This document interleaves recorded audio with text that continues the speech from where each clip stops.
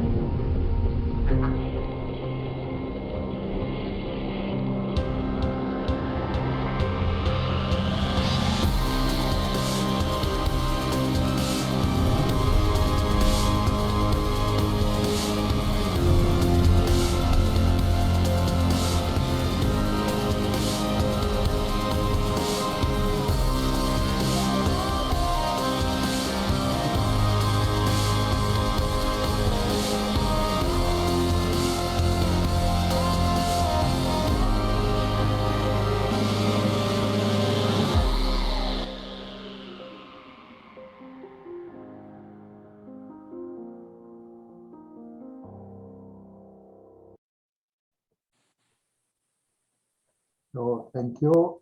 That was a 1 minute, how can I say, a 1 minute look into our common history, the history of the universe. And that's going deep in time from the beginning. So at this point, I will ask us to go deep in ourselves. If we, try to focus on our heart area, be heart-centered, and try to imagine our heart full of love, our heart radiating love, and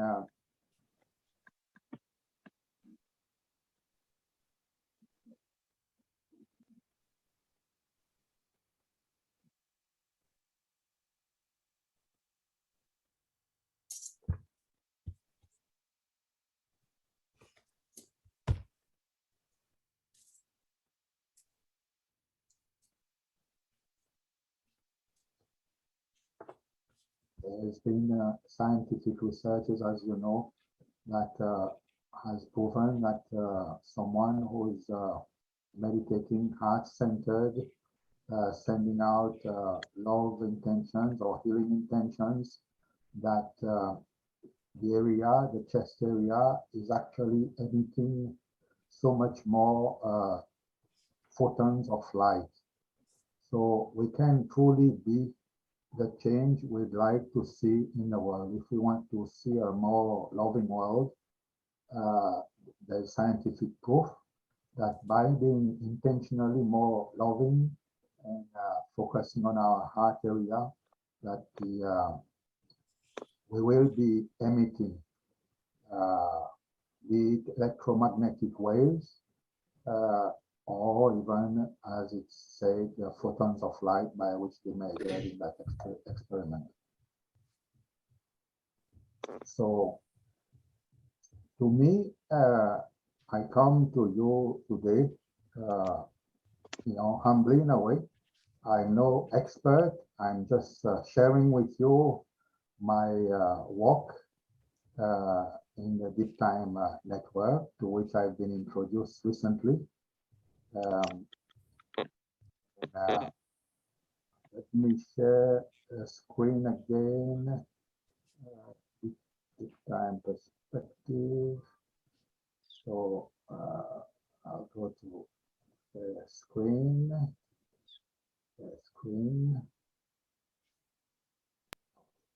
So you see my screen being shared? Yes. Yeah. Okay. So as it says, the deep time perspective embraces the discovery of an evolving universe as a stunning development that changes our understanding of the universe and who or what we are as humans. So from the scientific data that we have currently, it's been assessed that the universe goes back to 14 billion years, and that life on Earth started like 4 billion years ago. And humans, it's really like not so long ago. It's almost like a wink in the time that we exist on this planet.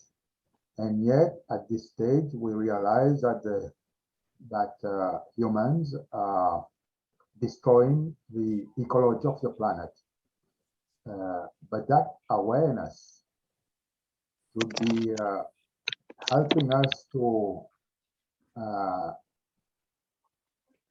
come to the realization that we need to do something. So I like this paragraph here that reads, when a science-based grand narrative of the universe is infused with the humanities, it becomes a cosmology, an origin story, and unifying worldview.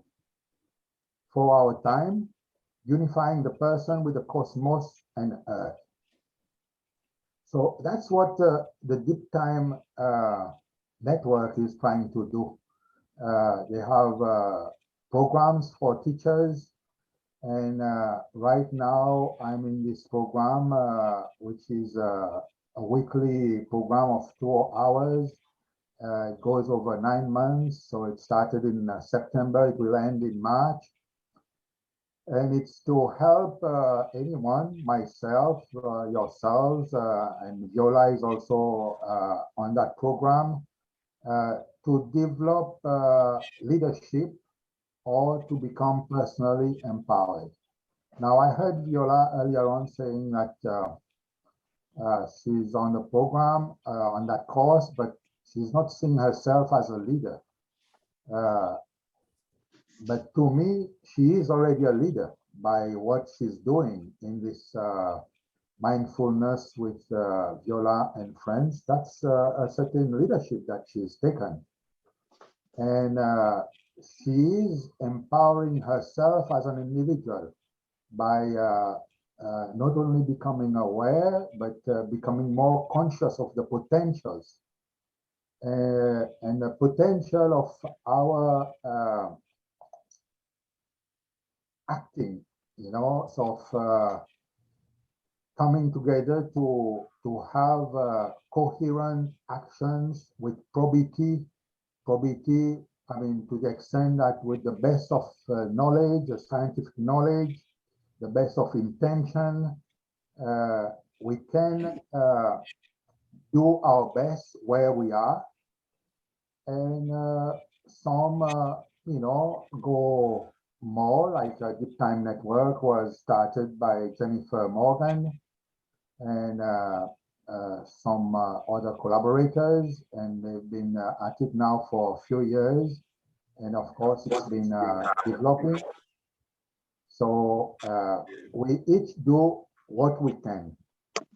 Our Deep Time Network has 5 principles. One is context. So when we situate ourselves with the big picture of the universe, the story of the universe, the evolving universe, that can give us a certain context that the same way that the universe has been evolving from dust to stars to planets to life, that we are going forward, we are evolving.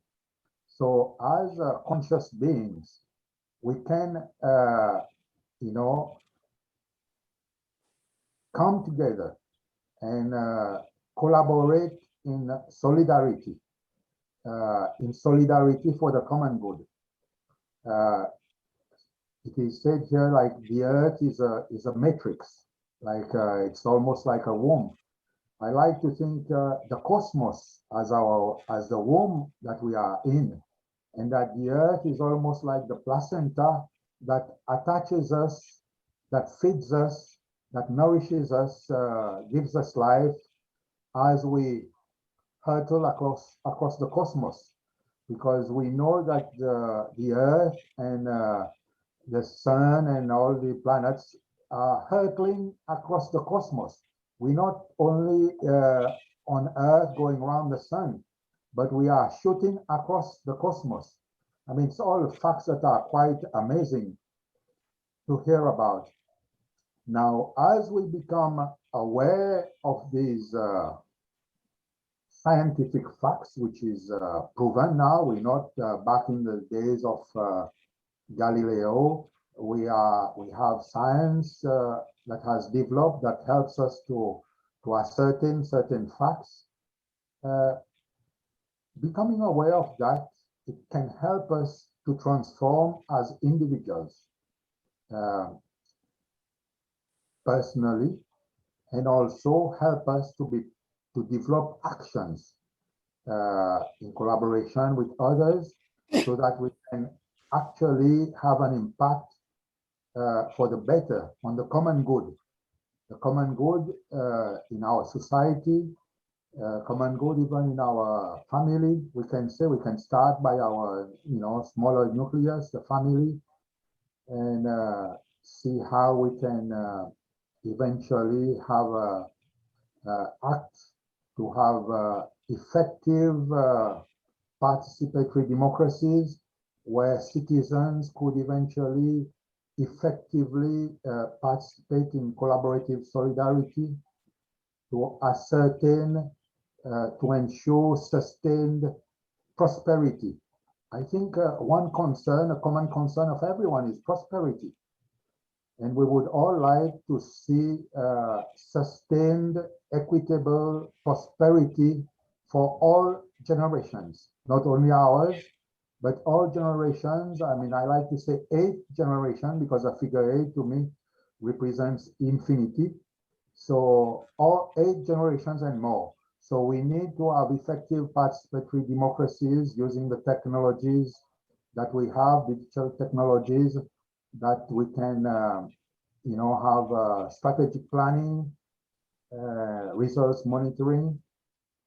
Anyway, that's all different prospects that I believe can help us once we become aware of where we are in the universe, and we could become conscious of our potentials. What can we do? And on the continuum of life, which has been going on for billions of years, evolving, we are today still evolving by the fact that we are exchanging this information, that we are in conversation with each other. We are already impacting each other. We are helping each other to transform.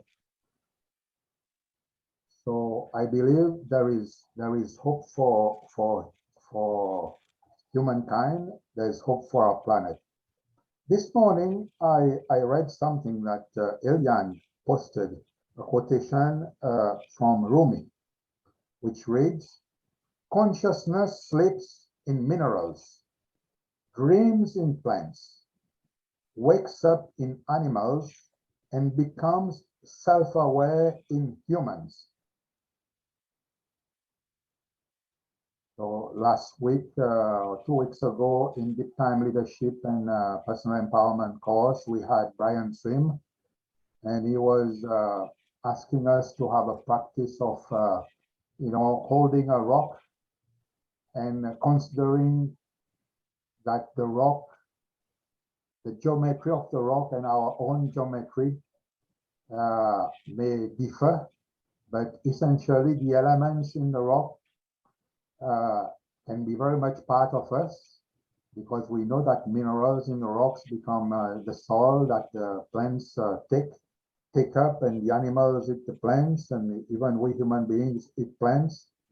And so we are not so far from the rocks, but apart from rocks, not only are we aware, but we have a consciousness that can enable us to choose our actions. So that's really where we at. Now, I've probably been speaking for a good 15 minutes or so. I'd like to open up at this stage to see what's the reactions that you may have, and because I'd like us to really engage in a dynamic of emergent dialogue. I've shared some information, but it's through the dynamic of us presencing together here now with the intention of drawing, something good that we don't know what can emerge out of this exercise. It's not my what I share. I'm just stimulating or catalyzing reflection. So I open it to any one of you who may at this point have a question or comment. I'd like to say, first of all, this is Catherine. Can you hear me? Yes, Catherine Reimer, yes. I really like your model or your outline. I thought it was very progressive and going from something basic and then continuing on to the action and then the ongoing continuum. Did you create this from your own experience or just your ongoing education? Okay, so what I'm sharing with you, it occurred to me this morning as I was preparing to come and presence with you here, that it's almost as if you're a bevy of angels. Now, I say, you're what? You are all a bevy of angels. I mean, the Elian, the Zari, the Kathy, the Georgie, the Viola, Catherine. I mean, like, and I have 4 daughters, so I'm used to having all these angels. So I come and presence here with you. I'm sharing with you what I am becoming aware of, and how my consciousness is awakening to the potentials that are available to us. And most recently now, through the Deep Time Leadership and Empowerment course that I've informed you I'm following once a week. It's 2 hours a week, repeated on Wednesday, then it's repeated on Friday at different time zone, and everyone can attend both if they want to, and it'll be going on until sometime in March next year. I will show you what the course layout is.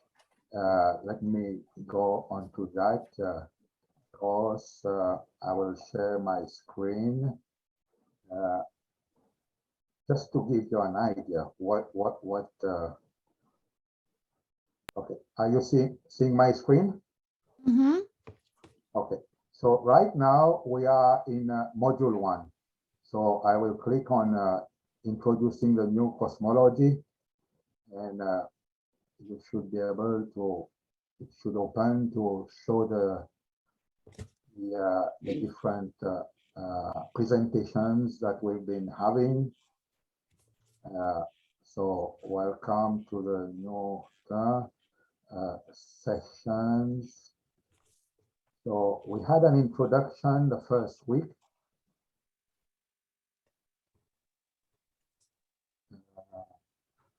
Okay, so introducing the new technology, the new cosmology.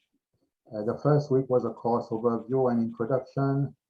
The second week we had Imogen Dreman, who presented some parameters, how we could interact with each other during the course. so that because there's more than 100 people, and in each session there's over 50 participants from all over the world. So you can imagine that we need to have some form of etiquette or some form of parameters. And Imogen has come up with what she's in an acronym named AQUITS. I will go back, I will come back to AQUITS in a moment.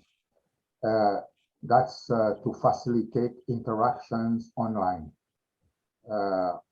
Then we have the week 3, we had Brian Swim, who is very much in the tradition of Teilhard de Chardin and Thomas Berry. Really like, you know, the evolving universe, but also mindful of the global consciousness or global mind that Teilhard de Chardin spoke about or wrote about, called the noosphere. So Brian Swim believes that we as human beings, as conscious beings, we are the consciousness of the universe. And as we become aware and awaken to this consciousness, we can develop actions and hopefully actions, collaborative actions, where we collaborate with each other in solidarity for a common purpose. Then week 4, which was 2 weeks ago, we've had Marianne Rowe. Marianne Rowe presented about emergent dialogue, how we can presence with each other, and by being mindful of our interactions, open to inspirations from source, you could say, or from the universe, or from the noosphere, or from the synergy of the group, we can have an emergent dialogue. And I will say that I have experienced that in a little group that day that she presented, because we have what we call like breakout groups. Last week we had a presentation by Ursula Godinoff about our embeddedness relationships. She brought to our attention that all of life, it's about relationship. How do we relate with one another? How do we relate as a humanity? How do we relate to the environment, to the ecology? So it's all about relationships. Now, as I was mentioning to one of my daughters, to me, it's relationship, yes, but what motivates the relationship? So while the mention of relationship was made, it was not qualified, which is, to me, there's a need for human relationships to evolve to a more effective manifestation of love, of caring for one another, of caring for the ecology. Anyway, so that's, and this week we'll have a matrix leadership resonance, dissonance by, so that's the way this course like presents. I have to tell you that I mean, I'm very challenged by this course. I didn't expect myself to be swimming in such deep waters, you know, and it hasn't been easy for me to plow through, and I chose to opt for certificate level because it was optional. Like you could say, okay, I opt for a certificate, and as you opt for a certificate, you have to do some quizzes. And but there again, it's very open, very flexible, but still, it calls for a certain discipline. So I decided to opt for a certificate, as my daughter, one of the daughters said, so that you just don't slack off. Yeah, that's exactly. And the same thing today, I decided to offer to come and speak to you about Deep Time Network and leadership and personal empowerment course was to challenge myself into articulating what I'm getting out of it. So yes, Catherine, it's my experience as it's evolving. Anyone else want to say something at this point? It sounds really wonderful, that whole experience that you've had in hearing all those speakers and being able to put it into your own words now, which you're sharing. So thank you. It's very awesome. Yes. And if I may say, Catherine, for having heard you and your husband, John Albert Reimer, present on your books that you've written, both of you, published recently. You've published more than one yourself. But especially from John's book, I gathered that, I mean, there's a lot in there that can help, you know, in the education system, or can help people generally to develop a better appreciation of our shared story, our cosmology even. So I know that what I'm saying in terms of deep time leadership, personal empowerment course would probably resonate with you. It really does. I'm in the process of writing a book on my own experience with the cosmos and the universal consciousness that I did not plan that.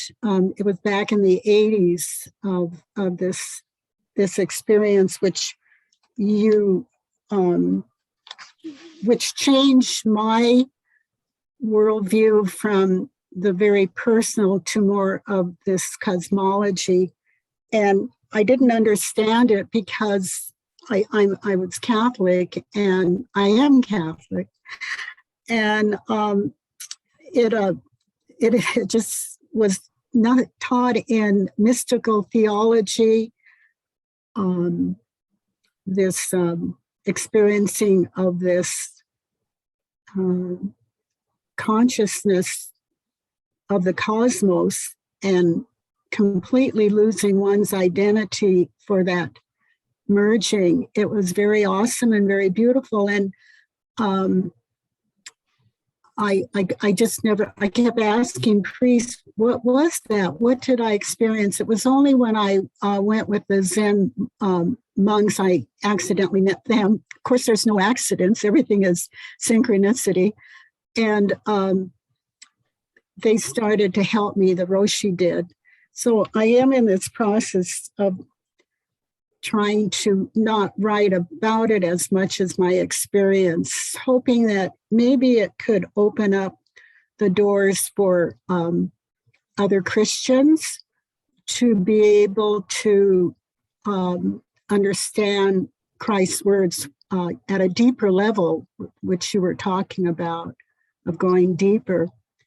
And I've just had a wonderful, interesting dialogue with someone from India that's kind of helping me understand this. She's got her own posts. So I just wanted to share that. That's and it aligns a lot with our Native American worldview too.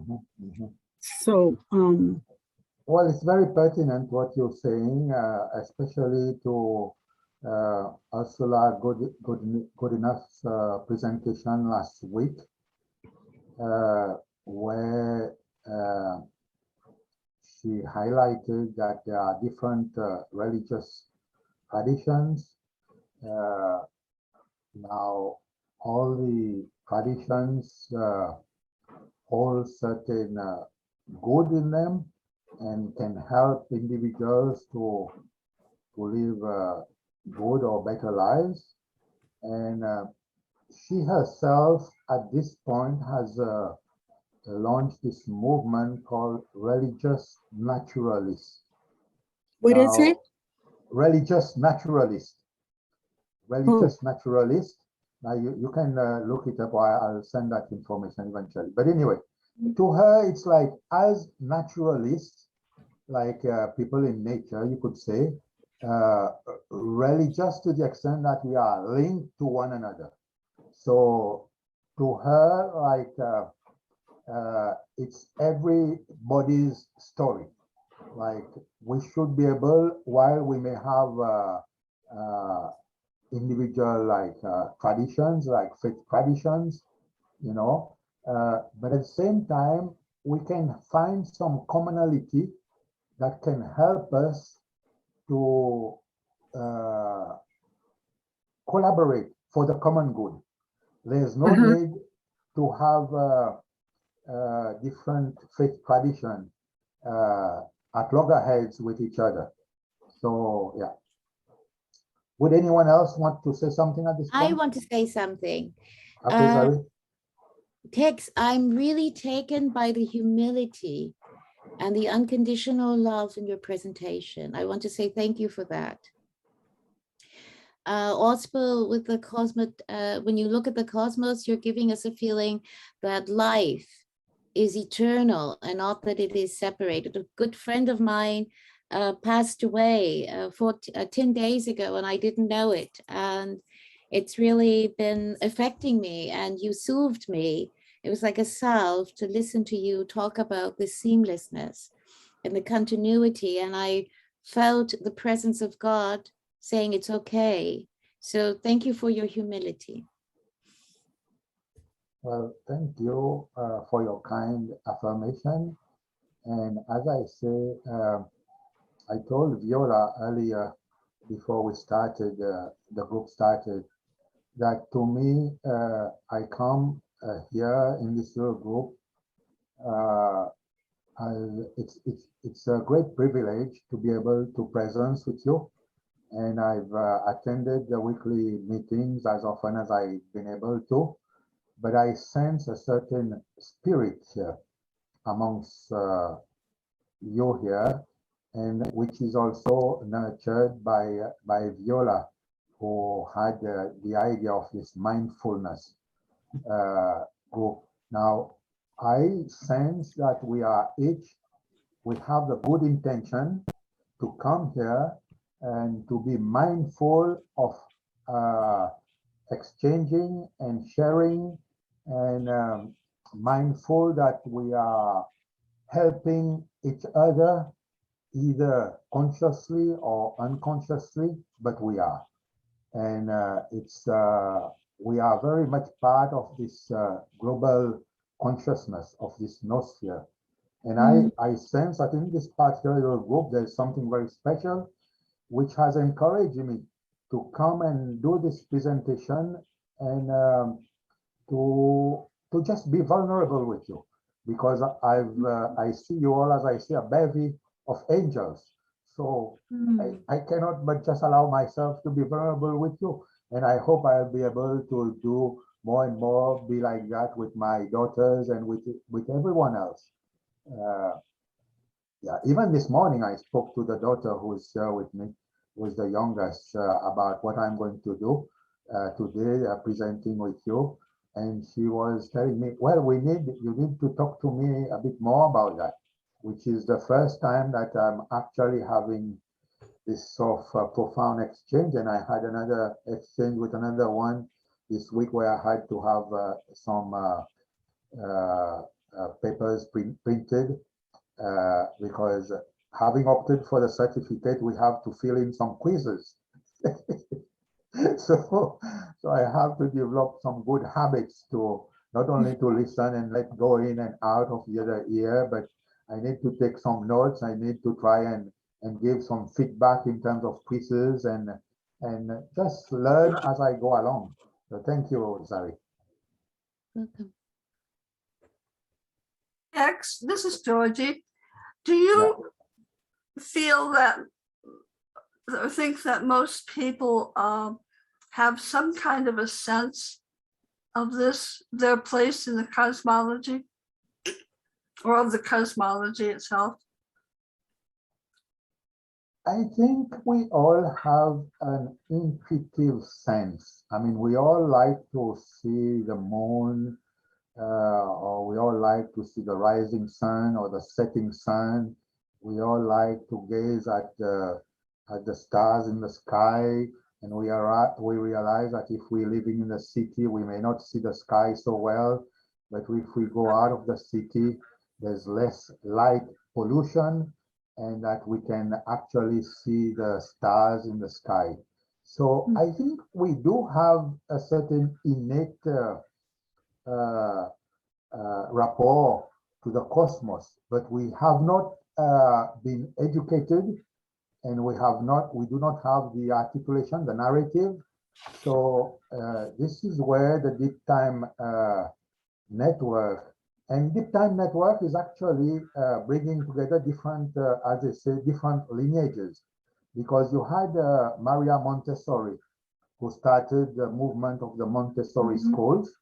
And Yes. she was a great advocate of the need for the young child to be aware of the cosmos, Mhm. of the stars, of the, the planets and all that lot. And so it goes back to her, and then you have other lineages. Uh, there's a new story lineage, and all this is on the website. There's a lot of material you can access through the deeptimenetwork.org website that's free. You can sign up as a free member and access a lot of information. Yeah, yeah. So, Georgie, yes, and I think more and more people through through the internet, through the YouTube videos, and people being confined, maybe they watch more than just, I mean, like those silly videos that you can find on YouTube about people pranking each other, whatever. But I think as a humanity, more and more are becoming aware of how we situate in the evolving universe. Mhm. Okay. Okay, so if there's no other if there's no other question at this point, I will just share my screen again to let you see something. Now, this is what is called Acquits. Acquits techniques has been developed by Imogen Drummond, who's a filmmaker, uh, and she's part of the deep time nucleus, you could say. And they realized that there was a need to develop some parameters to facilitate exchanges online, especially now that most meetings are happening online. So this is new. She just developed it a few weeks ago, and I even got to participate in its presentation. We're seeing the very brief version here, but she has a PDF, and she's ready to present that in different groups. So acquits, the word acquits, it's an acronym. Each letter has a meaning, but acquits has its own meaning as a word. In French, we use the word acquitter. Comment on s'acquitte? How we acquit a task, you know. So so even the name itself has a certain sense. So how do we acquit our presence in a meeting online? So A is for agree. We agree to following and promote an inclusive dialogue. A can also be to affirm. And in the course of this conversation that we've been having, like, you know, some of you, I mean, who've spoken, all of you spoken have been kind enough to affirm me. So I appreciate that. And it encourages me to present again to this group or other groups and to improve. And C is to contribute. Contribute to the conversation in order to move it forward. So even your questions, like ask open-ended question, that's cute. That's also encouraged. You to unite or connect with others and their experiences by being considerate. I think this is lived in this mindfulness group.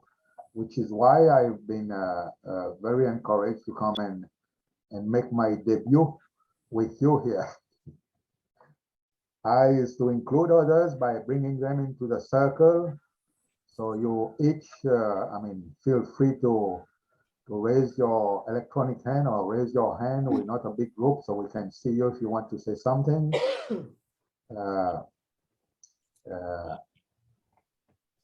T for thank, so to thank others, extend our gratitude. S is to share and stop. Now, you can imagine that when you have a meeting of 50 people participating from all over the world, different accents. We have people from China who, have difficulty with English, but everyone is trying to do their best.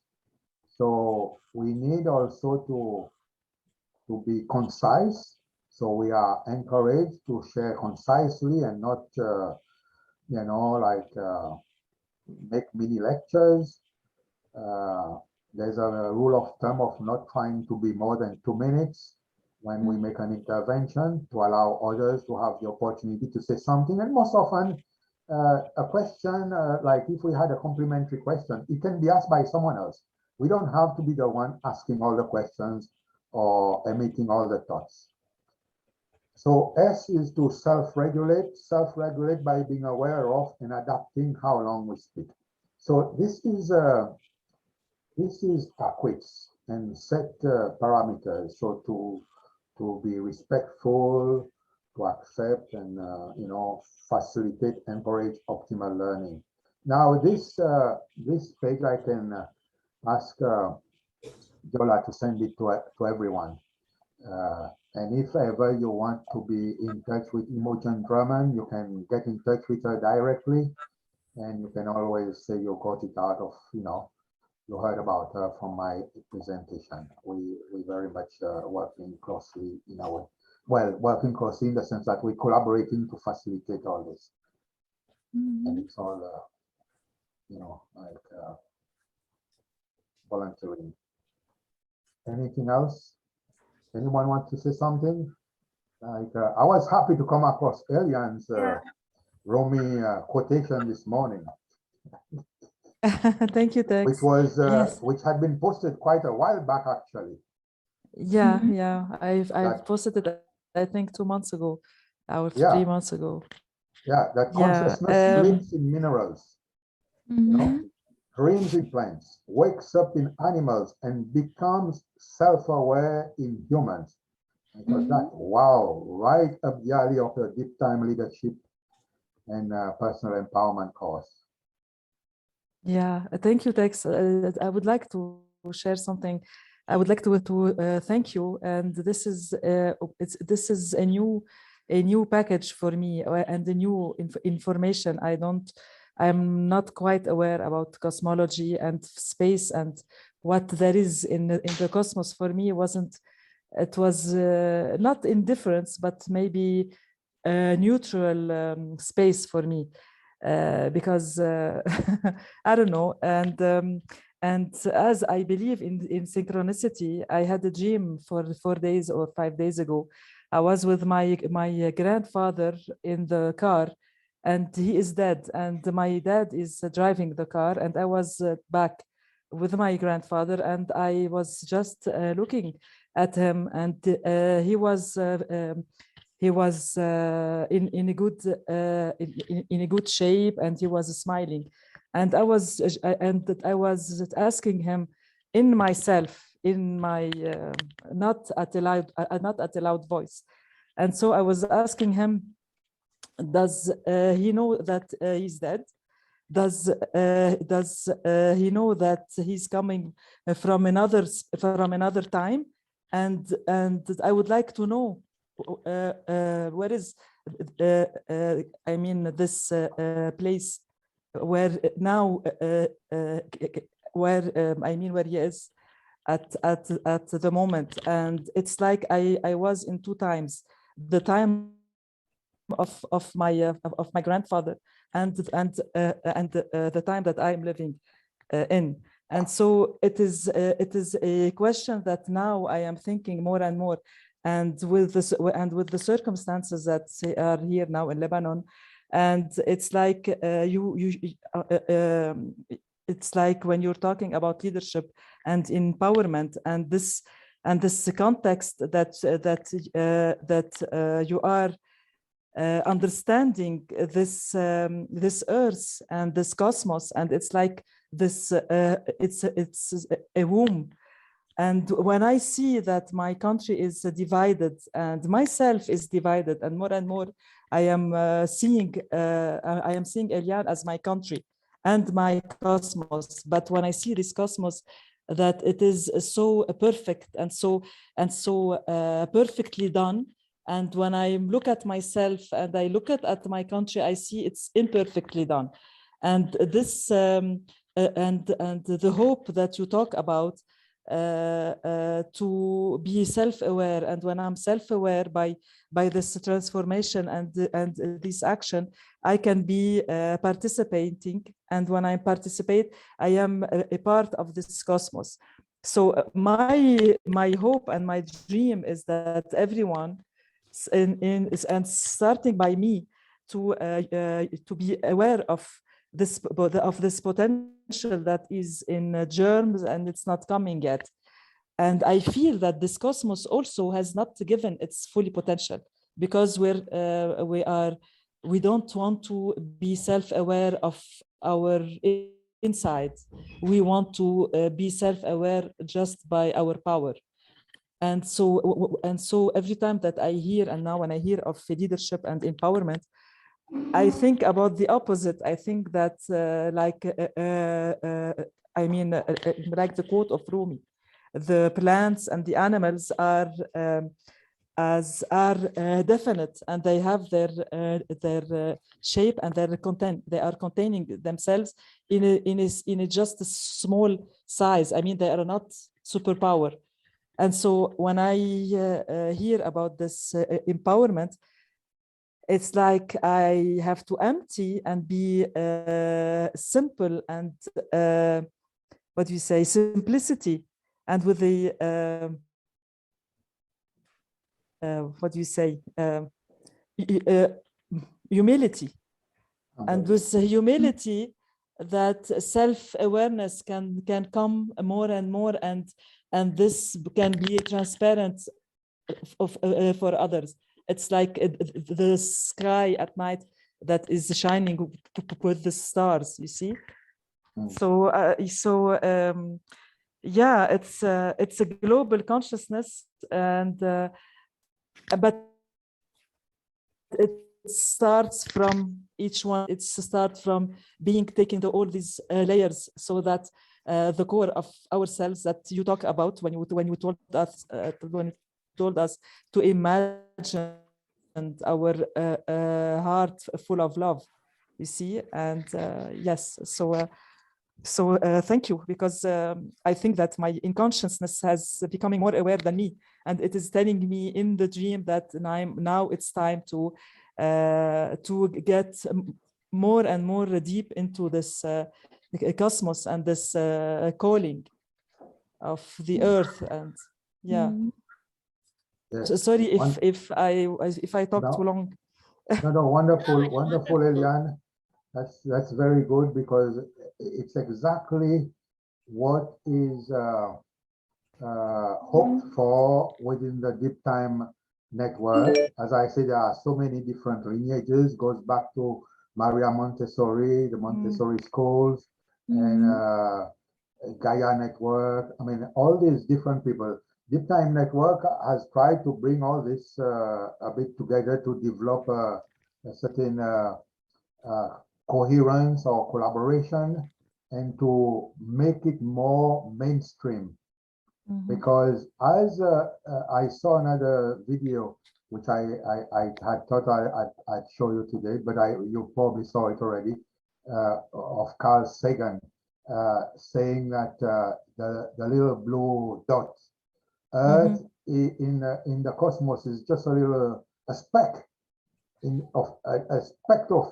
of blue, you know, And if we have this overview effect, as the astronauts term it, of the overview of where planet Earth is in the cosmos, we will be more humble. We need to have humility and at the same time be aware of the potential that we have and have the hope that the same way that it started 14 billion years ago from dust, and when we look how it's been evolving, even in my own lifetime, the technological advancement, how it's been going, like we can have hope that if we put our mind, our co-creative mind to it, we can make something very beautiful of this planet.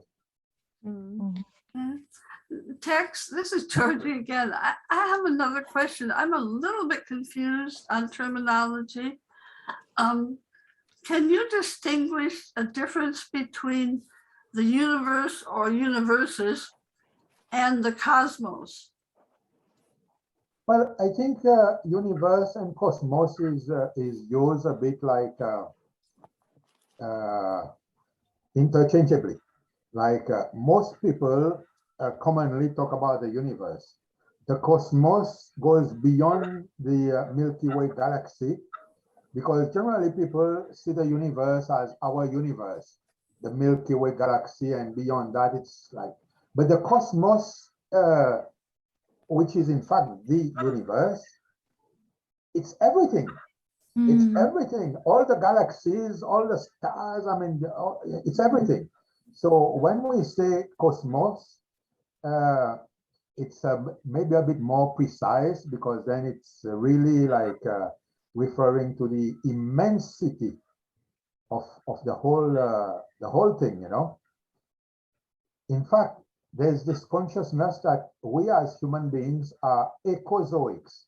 That means we are a living being, an animal of the ecology, the planetary ecology. But beyond that, we are also cosmozoics. We are beings in the cosmos.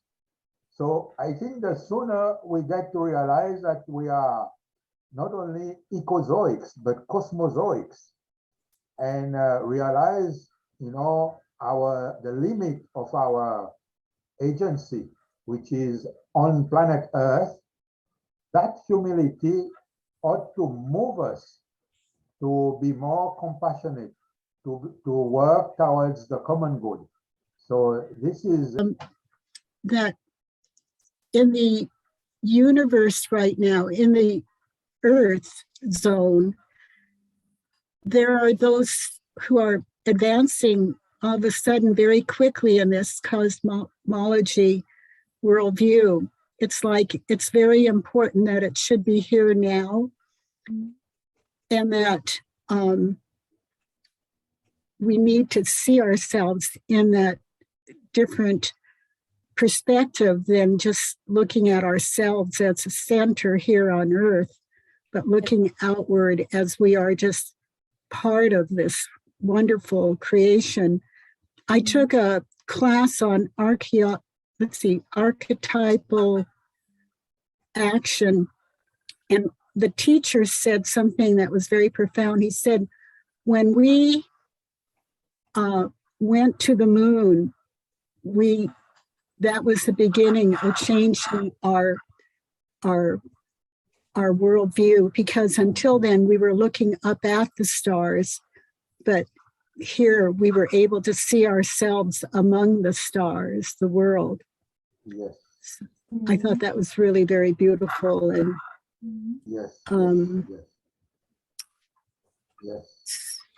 so In fact, yeah, in fact, before the men went into space, someone wrote something to the effect that the day that we will have a photograph of Earth from space, like that we'll be able to see the planet we're on, like that would be like paradigm shifting. And many of the astronauts have experienced what they call the overview effect. When they're out in space and they see the ball, the little marble, the blue marble as some call it, they experience a certain sense of awe. Definitely there's awe, but there's also like this sense of connectedness. I know there's one who started the Institute of Noetic Science. One astronaut who describes it very well. I think we did post in the group that the video about the overview effect. And to me, sometimes I just meditate on the overview effect to try and have a sense of awe and maybe humility, you know, to where I'm at. Because there was a time when I was maybe very much in my own ego trip when I was having big positions, voting at the UN, going to all these international meetings and whatever, you know, like. But I also did realize a certain futility in all that. So yeah, anyway, that's a different story. That humility is an antidote for the projection of the shadow. You know, it's, you were talking about relationships, how important relationships are, and yet what we have to conquer, as well as understanding the cosmos, is the inner cosmos of our own being. And that would be the understanding of the one place we don't want to go for most of us is looking at our own shadow, how we project this onto others. And that's the root of almost all conflicts. Carl Jung said that. I didn't say that. A friend of mine gave me a little, she said, when you taught that one class on Jung, she said that was the most powerful, is how we are destroying ourselves, you know, and relationships. But the antidote is the humility that you have, you know, discussed and shared. Yes, exactly, Catherine. You know, I wasn't really up to joining this deep time leadership course, you know, and I wasn't feeling up to like plunging into all this scientific information because I thought like the aspiring poet that I am, I have a sense of the vastness of the universe. I don't need to know that it started 14 billion years ago. And but it's really in a dynamic of trust. And there's a couple of people who have really like pushed me to try to come onto the deep time leadership course because I've been trying to encourage them with what they're doing. So they said, we need you there, you know.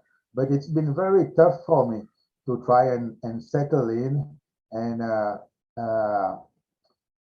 and then I realized that you know, very often I'm helping a granddaughter or grandson, you know, to try and do their homework, to apply themselves at school. And I said to myself, well, probably I need to apply what I preach and try to develop these uh, tricks to learn, you know, like, you know, if I'm, all this information is complicated, but I need to be able to retain a minimum to go through. But the important thing is who I become going through it. It's not how much I retain of it. Yes. I'd be quiet so I'd give everybody else a chance to speak their mind and take as long as they wanted and so forth, Tex. I just cannot tell you how much I appreciate you being here and doing what you just did, because this is a very, I mean, it's impressive to me that from the time when you didn't think that you were, because you're just like me, I felt the same way as you, that, oh, I don't belong in this class, I don't need to take this class, I don't, you know. And so, but the support that you get from other people, that affirmation that you get, and then all of a sudden, once you get into it, then you say, oh, then you realize how much you really belong there, right? But it takes about 4 weeks. It took me about I guess when I got into the Marianne Rose, well, the Good Enough book just really did it for me. Yeah, I've been reading her book. Because when she put that little excerpt, usually they put a little excerpt so you don't have to buy the books. But if I like the excerpt, I go and buy the book. Now, what you were saying about the poetry part, text, that you didn't think you needed the signs because you're kind of like a poet and you're a writer. And so, and I was feeling the same way too. I already know. I've watched that movie Journey of the Universe 100 times, right? So I felt, and Thomas Berry, I've always been a fan of his, and I've read his book, The Dream of the Earth, and I use all of that in my earth science class. So I thought, I just have all that already. Now what I want is some poetry, right? And then Good Enough comes in. Well, actually, Marianne Rose started it with this book that she introduced us to, which I just love. And it's The Breathing Cathedral, right?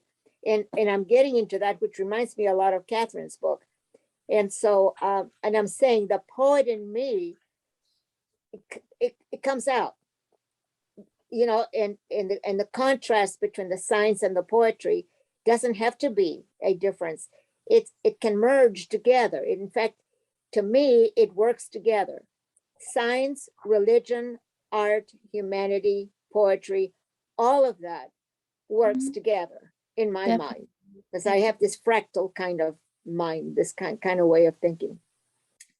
And so I feel that I belong there. I feel that I am in the right place. I feel that the people who I've met so far have been more than supportive and encouraging.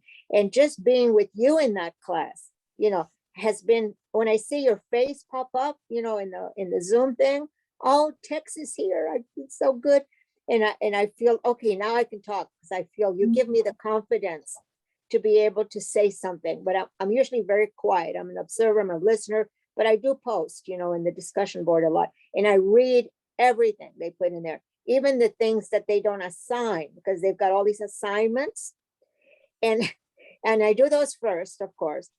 But they have all of these unassigned, optional ones. And that's where I have found all the goodies for me, in the optional ones. And so I don't want to miss any of the optionals. So I do all that reading, which is why. Some of what Elian says shows the pertinence of being there, because that type of knowledge need to go more mainstream, need to go into all education systems, like like Maria Montessori back in 1948, she wrote a book about it, that the young child ought to be introduced to the cosmos reality, so I think, because when we realize where we are in the universe, where we come from, and where we are, like spatially, as Ilian says, I think as human beings, we could be better with one another. There's no need to be worried out of this mindset, and how do we awaken our better self? I call for a soul awakening. We talk about open mind, open heart, but I really believe there need to be soul awakening. Yes. Like, we need to go back to the essence of who we are. We are spiritual beings having a human experience, as the Shadow would say. And when we see we on this little speck in the cosmos that's hurtling through the cosmos, we don't know to where. Come on, let's get our act together and let's make this a pleasant ride,